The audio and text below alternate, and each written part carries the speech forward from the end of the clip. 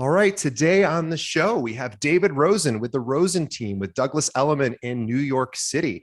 Let me tell you a little bit about David. David is regularly included in the America's Best list of top brokers in the state and city, and is also among the top 1% of brokers at Douglas Elliman Real Estate, which is the largest residential firm in New York City. A native New Yorker, he and his family live in Crown Heights, Brooklyn. With over 17 years of sales, past clients have included actors, supermodels, the president of Google Ventures, the defense minister of Germany, and the president of Danny Meyer's Restaurant Group. I actually just read a thing about Danny Meyer's just before we got on. I'll have to mention. David is also an avid investor in his own business. He uses his art school background to constantly challenge the way in which he communicates about his business. In doing so, he's negotiated excellent deals for both buyers and sellers. Please visit David at his website, which is thedavidrosen.com. And you can also follow him on social media. Go to thedavidrosen.com, scroll to the bottom. You'll see all of his social media accounts. And he has all sorts of amazing videos, which we'll talk about here on his website. David, welcome to the show. DJ, thank you. Thank you very much.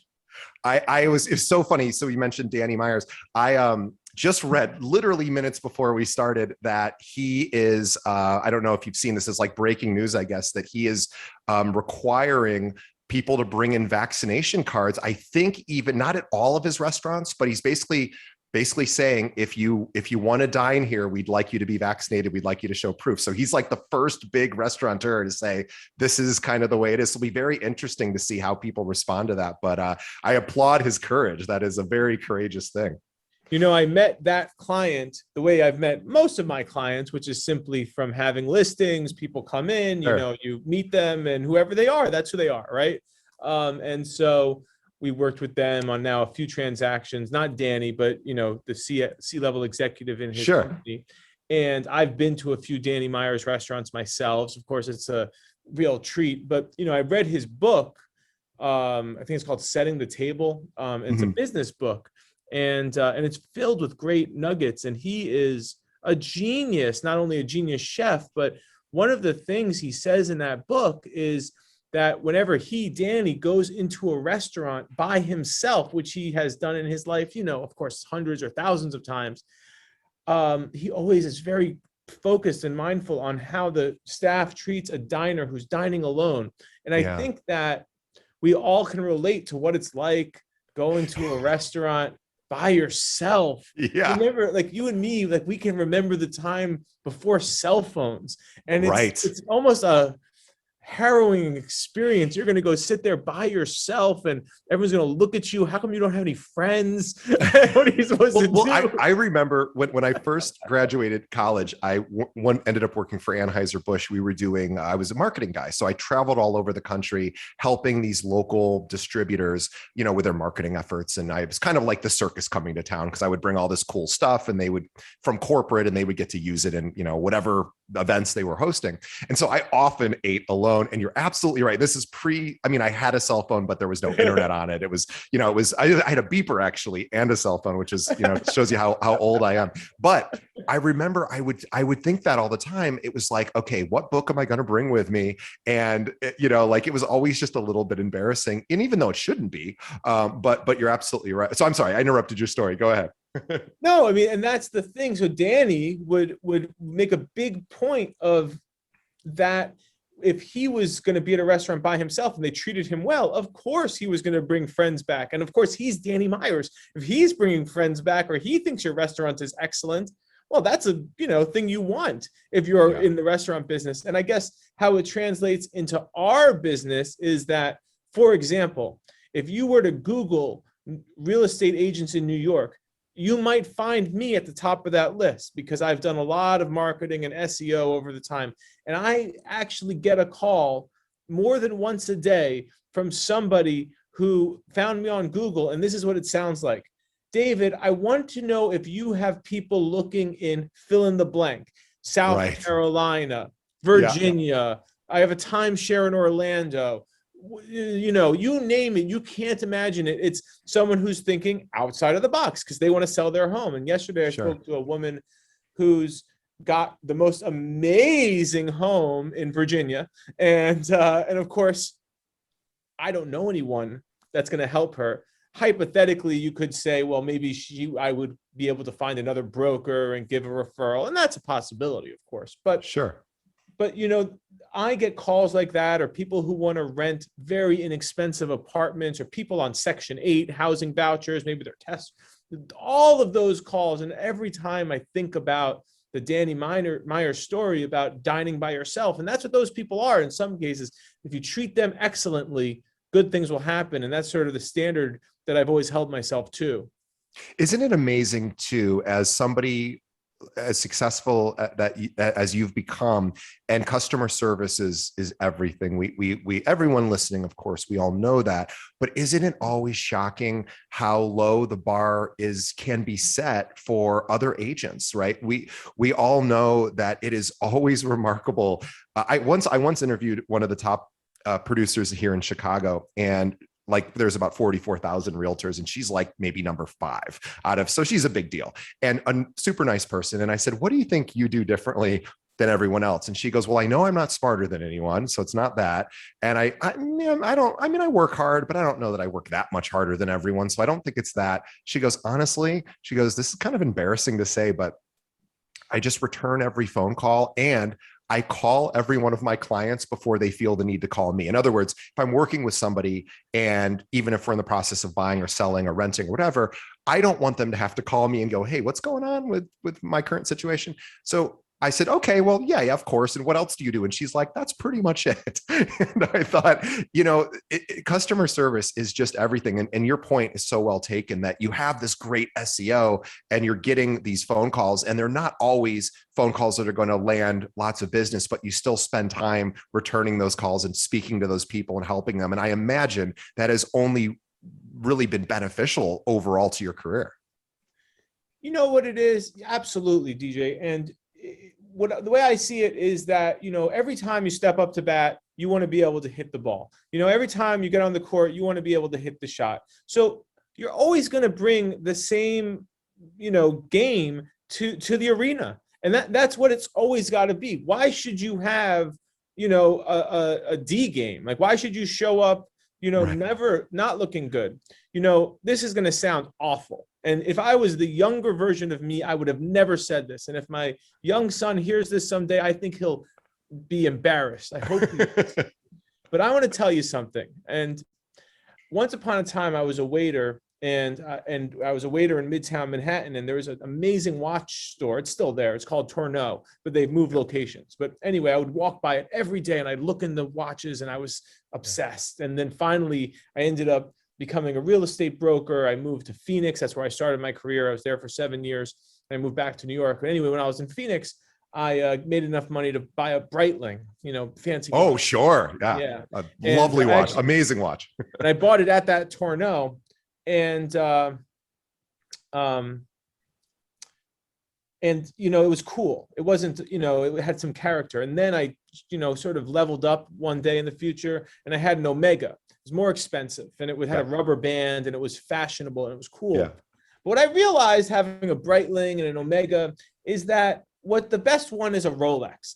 And now I have a gold Rolex. And the reason I have a gold Rolex is not because it's fashionable, says something about my character or anything. It's because no one in the world doesn't know that a gold Rolex symbolizes wealth and success. And that's the whole damn point of spending more than $1. You'd rather have a Casio or a gold Rolex, in my opinion.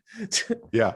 No, it's a really good point too. And this, I think what we're talking about too is treating a realtor's business as an actual business and thinking about it as a business owner. And that's been, in my experience, with the successful agents we have at our firm, and then all the agents we've interviewed for this show, that's really, I think, a lot of times the distinction is, I'm not just a realtor helping buyers and sellers and renters and investors. And yes, I do that. That's what I do.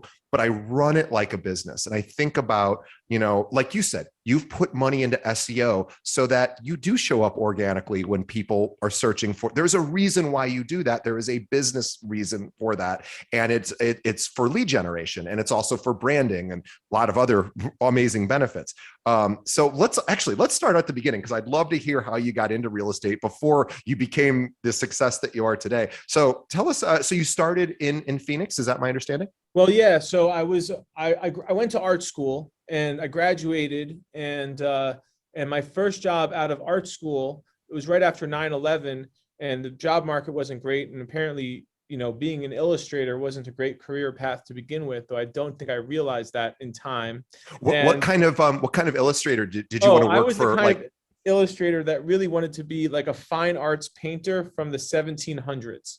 wow. Which So you maybe wanted to do I'll like still do one impressionist day. painting, and you wanted to be an impressionist, or Very yes, like very realist, like neoclassical realist style, or like other stuff nice. too. I kind of liked graffiti. I didn't have a whole big plan. I just was drawing pictures. Yeah. Anyway, so there I go, graduate, tens of thousands of dollars in debt, drew a lot of pictures, and my first job was Dunkin' Donuts. My fourth job was a waiter at a restaurant in Midtown Manhattan with a stop at Whole Foods along the way, where I delivered groceries with a degree, mind you. And and so of course, so then I became a real estate broker, and I worked for a cousin of mine, and he moved me to Avondale, Arizona. He had done a seminar on how to make a ton of money flipping homes, and he Okay. kind of it's his birthday today, actually. But Happy happy birthday. birthday, cousin Adam. And he was my mentor, and he had bought about 10 homes in Phoenix. This was 2004, and he bought them with $1,000 a pop, just Wow. $1,000. And when he closed on each one of them, they were up about $100,000 in equity in that year of Amazing. time. And he only had to put no money, basically. And he didn't just do that himself. He actually sold about 300 or 400 homes in all these new home subdivisions with this other guy. So Wow. I moved out there. I was a waiter. My prior experience was, casual fine dining.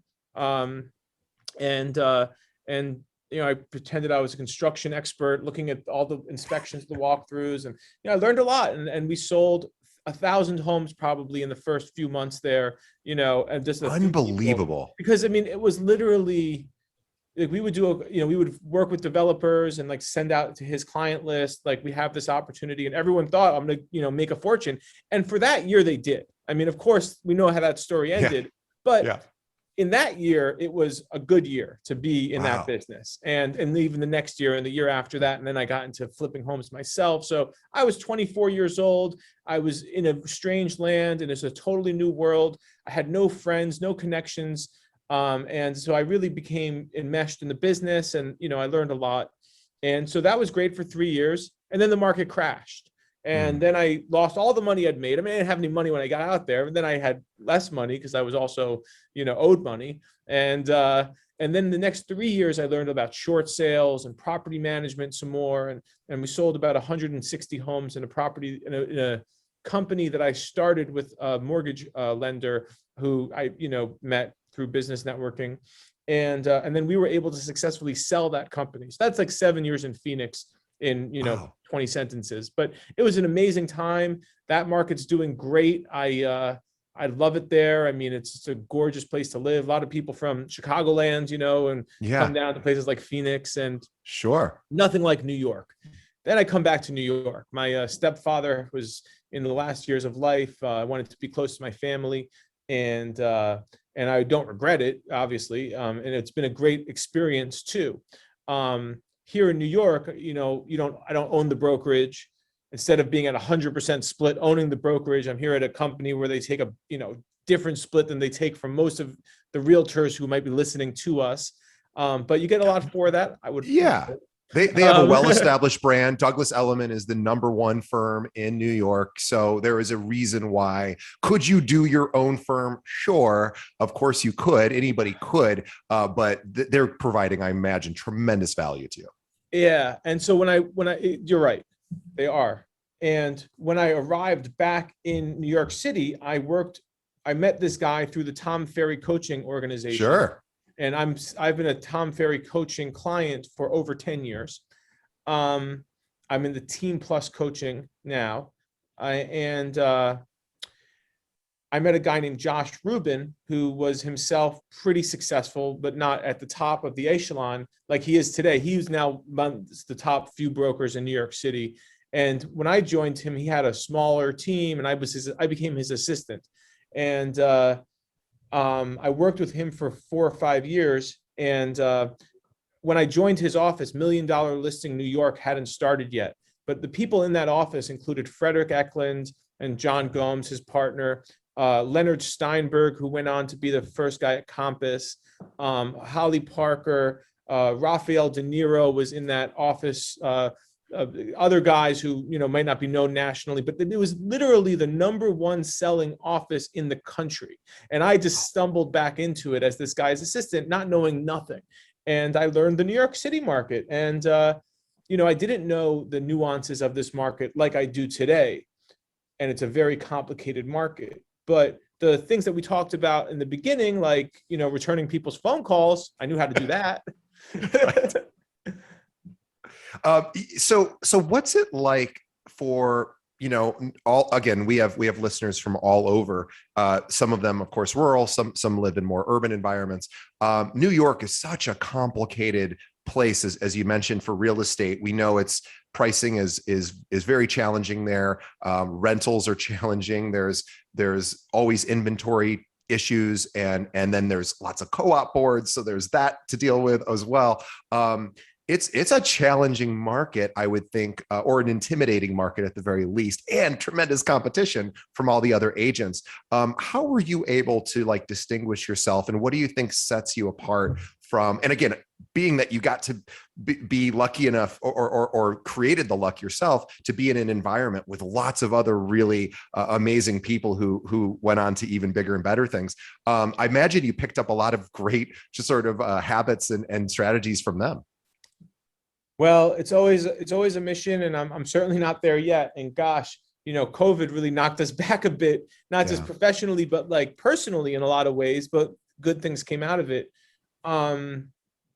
I would say that, the most important thing to remember is that, I'm not the biggest fish at all, right? So you always know that, and that's a good thing. I mean, who wants to be the top of the top person, and then you can never succeed, you can never grow. I'm doing better than I did, but there's so much more to do. And generally speaking, whatever that looks like is a matter of your own effort and defining your own goals. But things I did differently included, really having my own brand. And I started that with a website called Applesauce. I thought that was clever. It's great. And honestly, it wasn't that clever. I mean, maybe it was. I've had some people following me. Now it's the davidrosen.com. I tried to be cool with the Breitling and the Omega, and now it's just the Rolex. But, I tried a lot of things, and I didn't all work. I've done parties that were like a CBD infused private dinner, which was fun. I love it. I had a volleyball game. I did a Mother's Day manicure event with a psychic, and I love that. Did all of that make me money? I don't know. Honestly, I don't know. Can I say that if you zoom out, the trajectory has been like this, more or less? Yeah, I can. So, and that my personal, position, both in the marketplace and, in terms of where I'm at, has gotten better because of things like that, I think. Yes. You have a tremendous amount of fun in your business. At least that's what's coming I through. Do.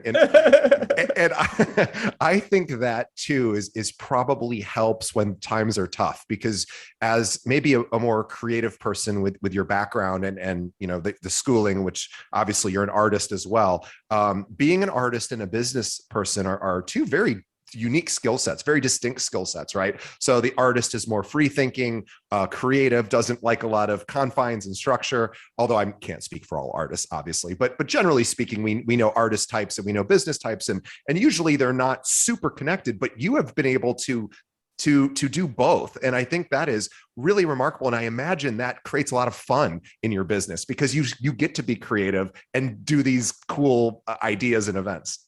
Well, this is going to shame me and humble me, but there was an Oscar Wilde book that I read in college. I think it was the Portrait of the Artist, Dorian Gray. And I'm not saying I even read the whole book, but I remember this one line, and it says, the main character says, artists are boring people. Great artists are boring people. All they do is obsess about their art.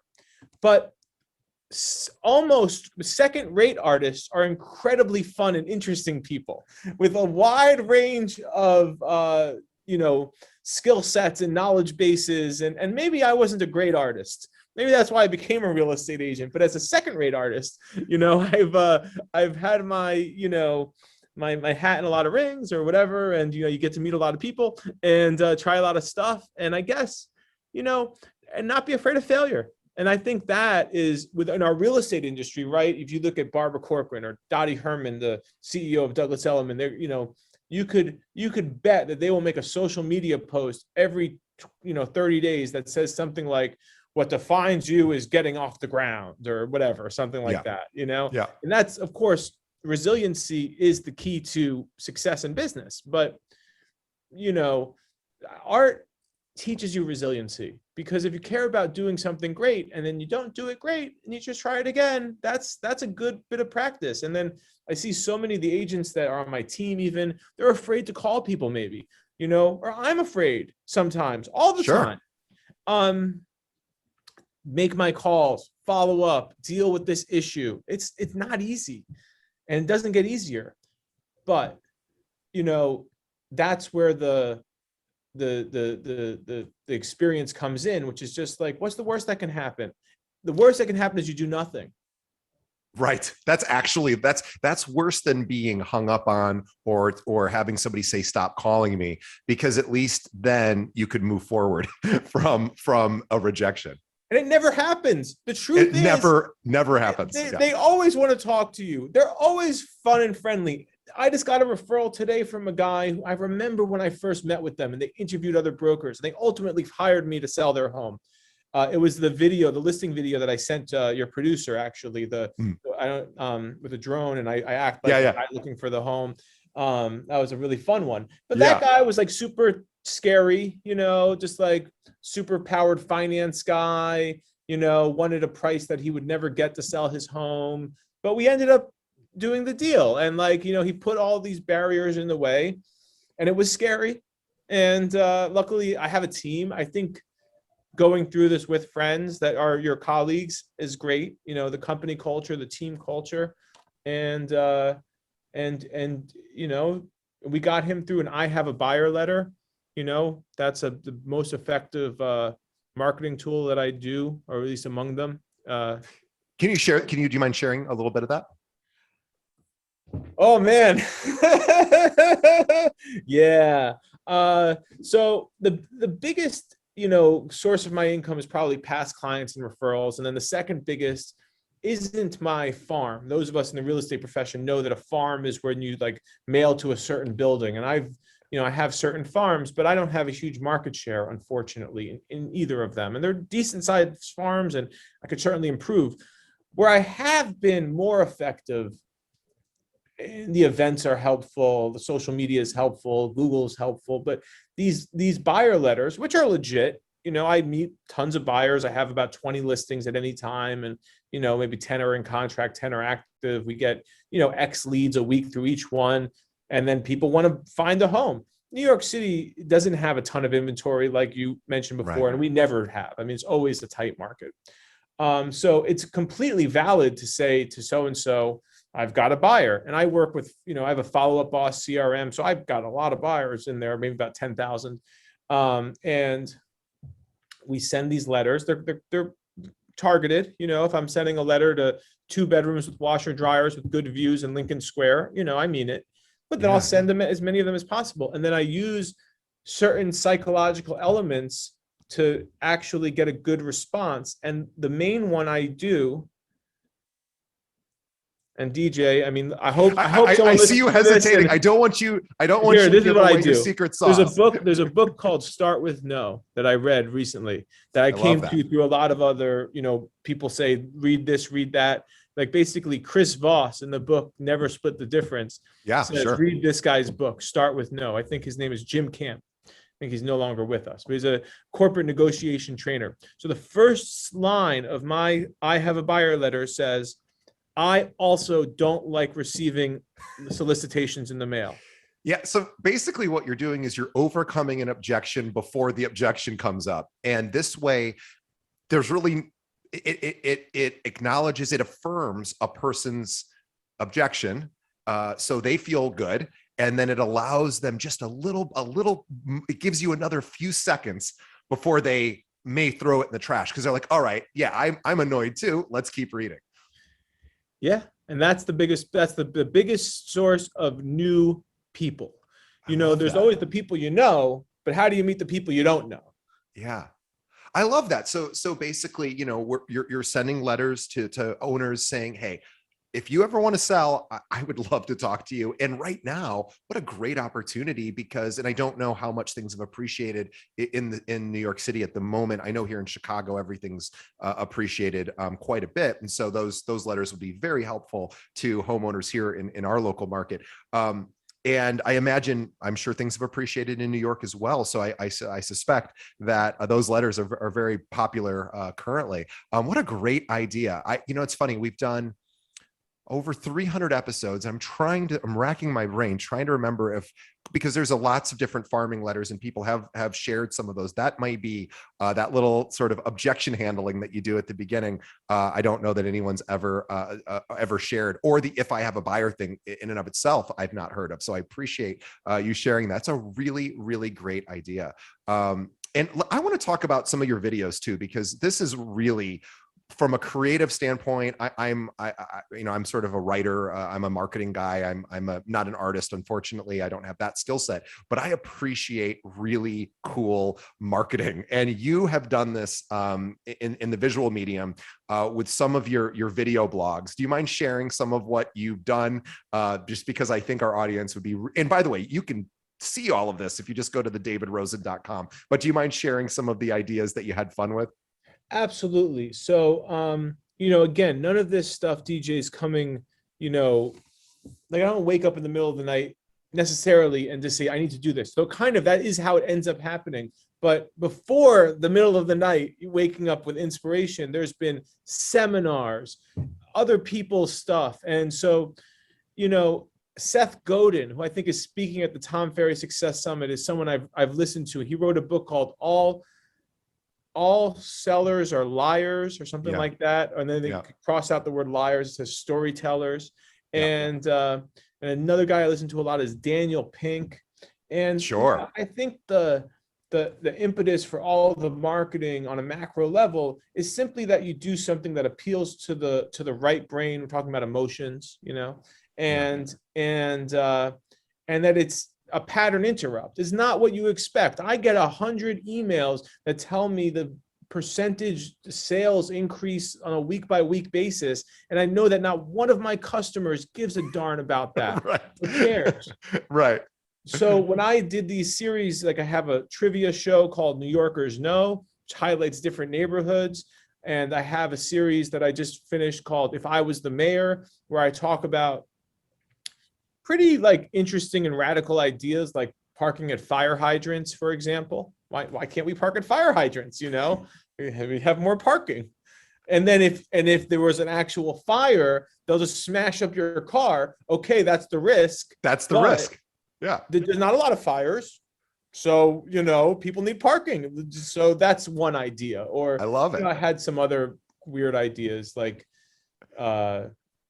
building an underwater laboratory with a seawall to help protect New York City, which I know that's not going to necessarily happen. But okay, did your real estate agent send you a video talking about building an underwater laboratory with a flood wall to protect, the city? No, I know that.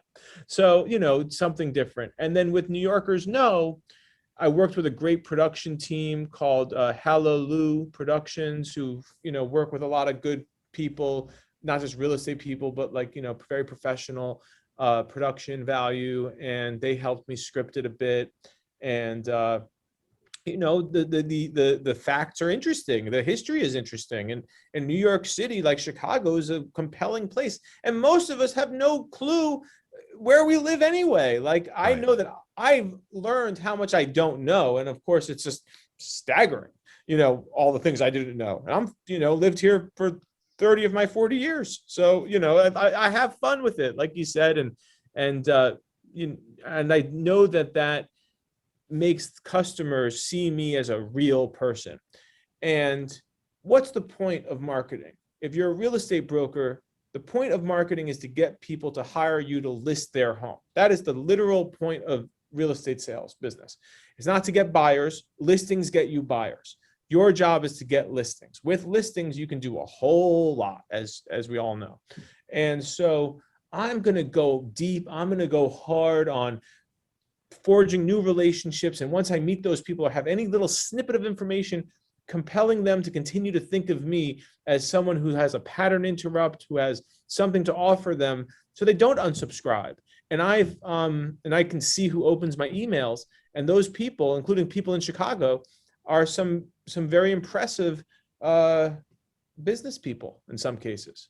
Have you found that since you have worked with high-level business executives, you've worked with celebrities, have you found that working with people who have, you know, some notoriety in either the business world or the entertainment world, does it require a different set of skills versus like a first-time home buyer who is not in the public eye? You know, is it different to work with people at that level, or is everyone really kind of the same? I got to be honest, DJ. I think it's not. I mean, you gotta, you gotta have confidence in yourself. But if you approach everything you do with integrity, it's going to be the same thing each and every time. So, yeah. When I worked with, XYZ person, yeah, it was fun, and it was a good story to have. But ultimately, a few things that I've learned. One is nobody ever, is looking within their budget. Everybody always wants something that costs more. Yeah. It doesn't matter what their budget is. You think they're looking for a $5 million home is going to make them happy. That $5 million buyer wants a $12 million home. The $15 million buyer wants a $70 million home. Just like the $200,000 buyer wants a $250,000 home. Right. And the richer they are, depending on who they are, the harder it is to maybe get them to be like, well, this is what we can get for this. Yeah.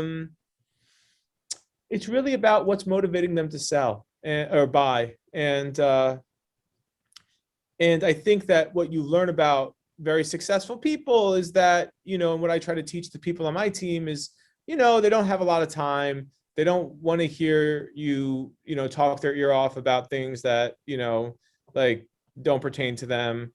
Keep it short and sweet and simple. And, and they're looking for that, and they can pick up on it, Definitely. I'm sorry, I wanted to go back real quickly to your newsletter idea, because this is something that, and again, certainly we're not here to criticize anyone's marketing efforts. And we have agents at our firm that send out, through various systems they may be using, a monthly email newsletter about real estate. And the market's up, it's down, inventory is this, whatever. And you're right, really nobody cares. The only people that care are, of course, the people that are looking to buy or sell at that exact moment. Maybe they care, maybe they're still just going to delete the email. So we would always say, well, at least they're seeing your name before they delete it. And that inherently, I guess, is a good thing. But to then go a little bit beyond that, to say, but I want to create content that people don't want to delete, that they might actually enjoy. Like you've done videos on how you would address the homelessness issue in New York. You've done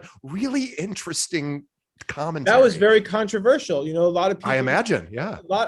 I got one nasty reply from somebody who said, you're heartless and you're an asshole. You're seeing this as a business proposition. And I responded to that person. So I respond to everyone. And I got a very warm reply from someone who ran a homeless advocacy program and said, I don't know if you remember me, but you sold my neighbor's home. And I did remember them. And of course, I knew that I sold their neighbor's home, and maybe they'll sell one day. And of course, homelessness is a major issue. But, and on that subject, my wife's sister happens to be involved in that industry, for lack of a better term, for the city of New York. Like, she is in support of housing. But yeah, like nobody wants to talk about homelessness, and it's a big problem. But, the next thing that I'm doing is something else that you're not supposed to talk about. The next series of videos I'm going to do is on schools.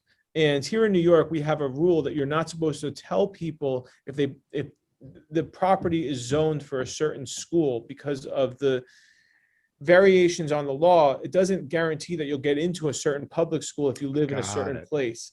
We can say that, you know, you can look at this website, you know, there's ways of couching it, but you know, it's you know, sort of a redlining type thing. So none of the brokers know anything about schools, including me, and I'm a new parent. And so I thought to myself, well, maybe there's something here. So I'm going to go deep with a real big, you know, thing on schools. You know, I'm not going to say PS1 is better than PS6, hypothetically, but I am going to try to, you know, do as much to educate myself and others about really the school system in New York, which because of these rules, people don't talk about. And, you know, to your other point, DJ, about like, you know, maybe not everyone's interested in this thing that I do, but like, think about all of network television. You know, people could make an awesome TV show, maybe it's on Netflix or whatever, but not everyone's going to like it. Not everyone's going to like what I do. Not everyone's going to like every restaurant, but I don't care. Maybe someone will like it. Right. And I think maybe even what I think is most interesting is you have a point of view.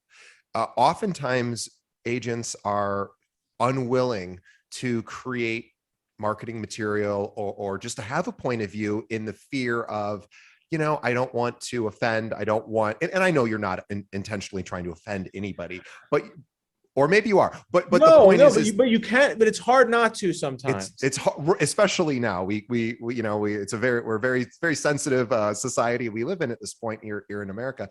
But I love the fact that you're saying, hey, here's my point of view, and if you like it, that's great. And again, you're a very nice person, so I suspect, you know, you don't get a tremendous amount of negative feedback. But just having a point of view about something is the perception of an intelligent individual. So the perception of somebody who says, you know, I have an idea here, and it might not be the best idea, but here's what I'm thinking about for example, homelessness or you know, an underwater seawall, right?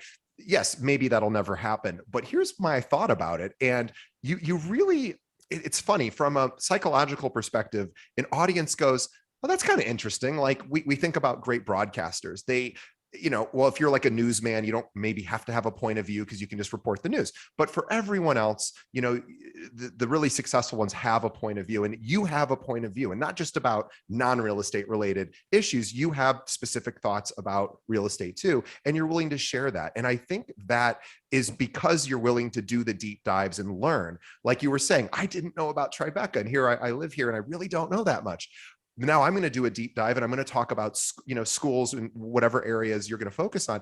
Boy, I think how valuable, well, you already know how valuable, but think to our audience, how valuable would that be for any new parent or somebody thinking about starting a family in that market to understand how the PS school systems work, how it works where you live, and just even from an informational perspective, that is way more exciting to me than, hey, by the way, the market's up 15%. Again, that may not apply. I think that might not be as interesting to I'm your all audience. about, like, you know, Anderson windows and, you know, granite countertops and subway tile backsplash.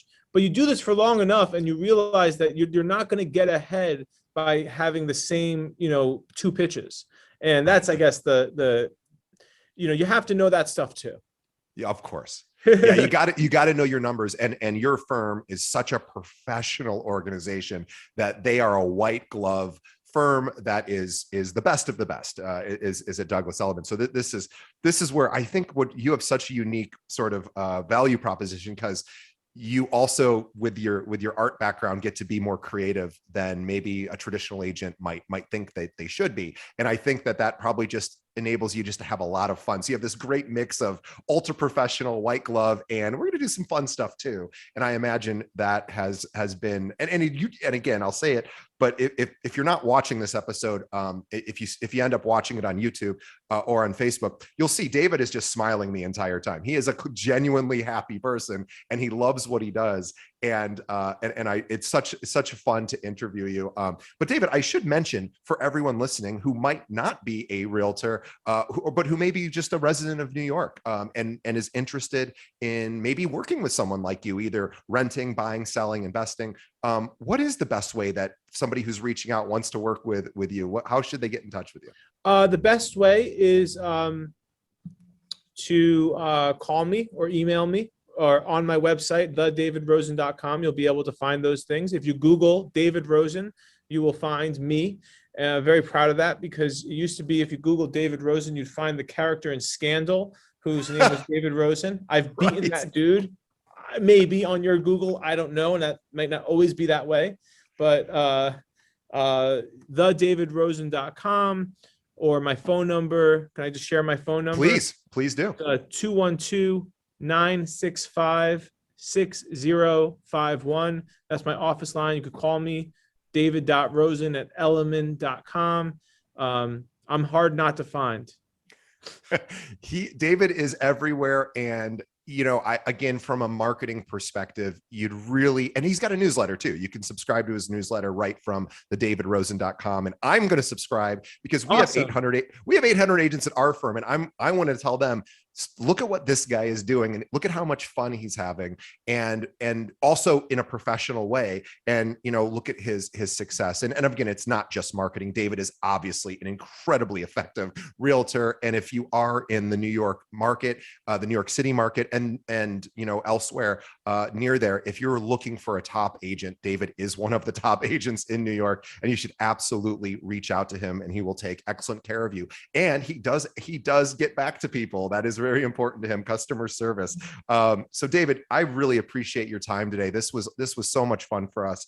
And I hope our audience tells other people about this show. In fact, if you want to help support us, just everyone listening, think of one other realtor that could benefit from hearing from this great conversation with David, and send them a link to our website, which is keepingitrealpod.com. You can stream every episode we've ever done right from the website. In case the person you're sending to isn't a podcast person, no problem. Just go to our website. They can listen. If they are a podcast person, have them pull up whatever app they're using, subscribe, search for Keeping It Real, and hit the subscribe button. So on behalf of our audience, we want to thank David for taking time out of his incredibly busy day. We know how busy you are, to spend time with us. And on behalf of David and myself, we want to thank the audience for continuing to listen and support our show.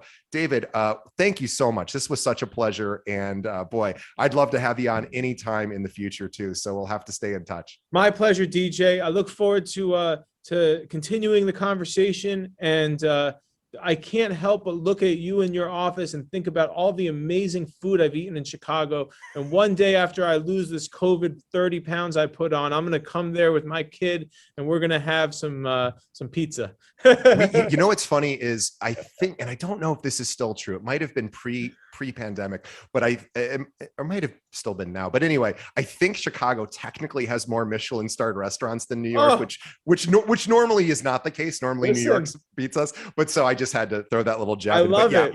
We are both very lucky food-wise. You guys have great food. We have great food. Absolutely. And both great cities to live in as well. So if you're in the Chicagoland area, come say hi to me. If you're in New York, go in Tribeca, go say hi to David. He's a wonderful, warm person. And David, thank you so much for being on the show. Thank you, DJ. Appreciate it, man.